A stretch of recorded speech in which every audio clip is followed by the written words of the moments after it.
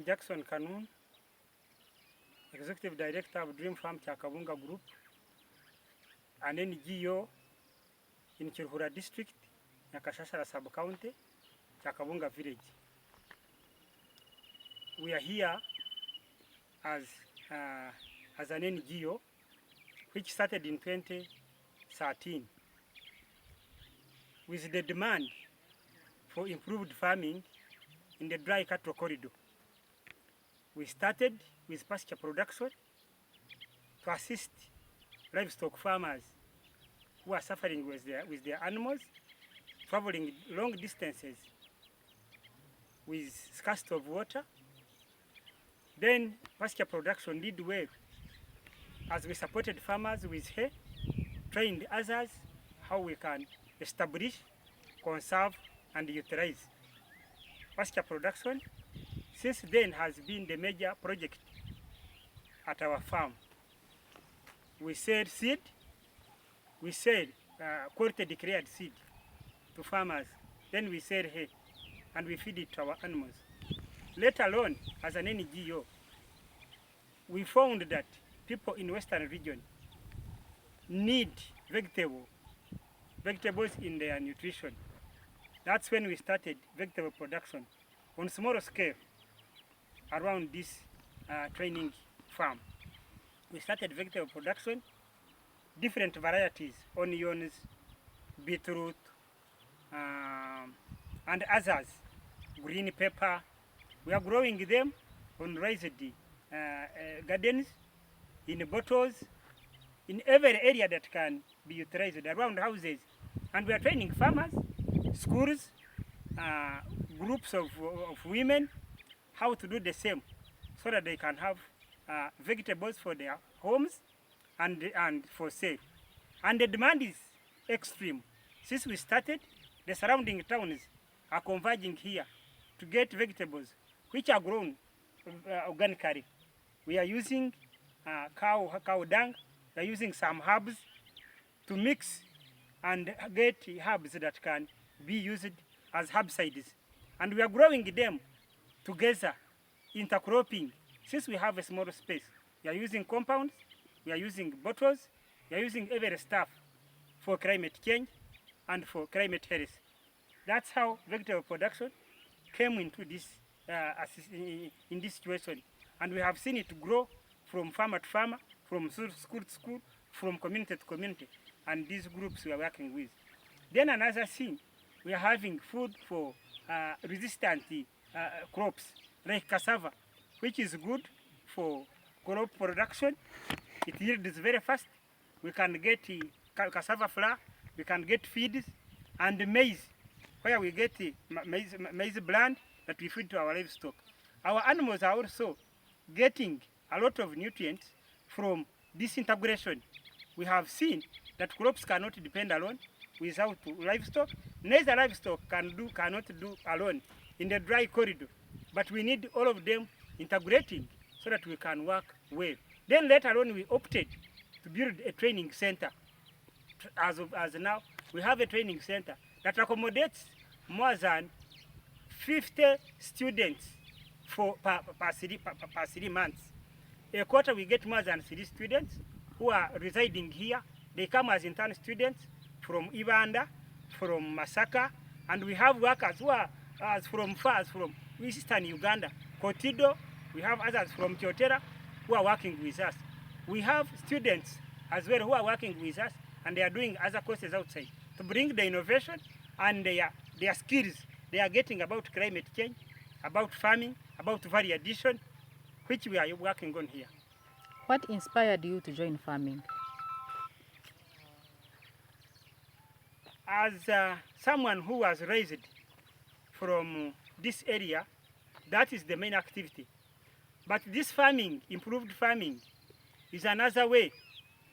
If we can move on to look for jobs without integrating ourselves in our communities and doing what we can do, we may mess up.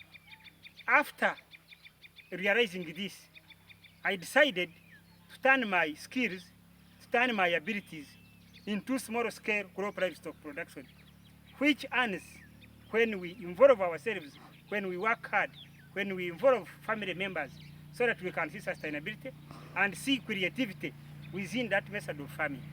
So we have opted for this as we see that it's gainful and is the way we can earn without get prices which are reduced by taxes and other areas. Can you walk us through the vertical farming process and how you do it? Yes, this intensive gardening, integrated farming we are doing, we do some innovations, like getting tires, getting old plastics, getting buckets for paint and others. We collect them from nearby trading center. As well, we collect the seedlings we plant for tomatoes, for beetroots, for onions. These are simple things that we are getting. So we decided, instead of looking for bigger spaces, if we can use a vehicle tire, if we can use an old jerry can, if we can use polythene bags, if we can use these broken pieces of materials, if we can use them, then we can raise the gardens that would take a bigger space and use a smaller space for production. What are the benefits of vertical farming and how does it help with sustainability? One, it may assist us in pest and disease control, because in that space, which is small, you are able to manage the soil, how to increase nutrition, how to increase fertilization, soil fertilization. Then care within the small space is well organized compared to a bigger space. And another area we observed, when you continue using these small spaces, you manage in terms of yield. You see how can I integrate, how can I replace. There you are able to do so. And it doesn't require a lot to do weeding, to do manuring, neither to do harvesting. So we have seen that these are minimized areas that you can determine what can be put in and what can be brought out. The vertical gardens we are using mostly vegetables like cabbages, skuma wheat, dodo, carrots, especially beetroots, because it's a blood content, we require them. Then tomatoes, the indigenous ones. Using them, we use them at the family level. For us, we eat a lot of vegetables. Every evening, every morning, every lunch, we integrate vegetables in our meal for our children, and we have seen reduced sicknesses in families that are using vegetables. Then, we also use them for selling. We sell them at the trading centers, we sell them in towns, we sell them with our neighbors. And in the same way, our livestock enjoys vegetables. We cut them, we sun-dry them, and we give them to livestock. You said you grow pasture here. Can you explain the importance of high quality feed for cow health and milk production? Thank you. The pastures we grow are selected. Improved pastures we grow Croatia Guyana, which has 75% food protein, dry matter content. It is so nutritious, it increases milk and health to animals. We grow Bracharia mulatto. It can regenerate well, they can persist with the climate, with dry seasons. We have several pasture species here, but all of them are drought resistant, and they are good for livestock feeding, especially when we cut and dry hay and we feed them to animals. Animals grow fat, they increase milk, and they don't inconvenience us. Instead of going to other farms, they can even come from farms during the day. They come to their troughs to eat hay, and they rest. Let's talk about sustainability and environmental impact. How does your vertical farm and dairy operation impact the environment, and what steps do you take to minimize your footprint?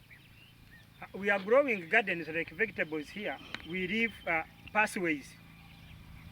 We grow gardens in beds. We leave pathways where someone can pass and don't stamp anywhere. we do water harvesting ditches, so that water can sink and we increase. Then we do mulching, which also can increase soil fertilization. We plant trees along the farm. We have a nursery bed, and we are working it out with other farmers, so that trees can generate more shade, can increase fruit production. We don't only plant trees for wood, but we plant fruit trees. We involve families from the youngest to the eldest, so that they enjoy the farming and they can inherit it from one generation to another. Then, in the same way, with the climate change, we feel when we plant trees, when we do contours, plant other crops like napier and these vegetables, we can conserve the environment, reduce climate mitigation areas that can affect our areas, and we train other farmers to plant more trees to reduce livestock, so that soil erosion cannot continue. Our natural vegetation can come up, and we bring back the nature of Africa. Let's discuss about water usage and conservation methods you employ. Water utilization, we have a bigger community dam that we excavated years back. We bring this water from the community dam with solar or a generator, and we pump it to the uprised water tanks. So with water usage, at every point where we have a house, we have a tank, so that water can be stored.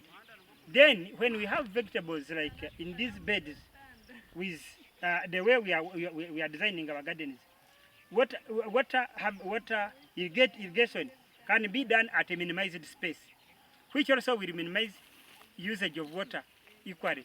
And the water that remains can be collected and be used in manure, can be used for irrigating other areas, so that water at any given time is utilized at the farm but not wasted.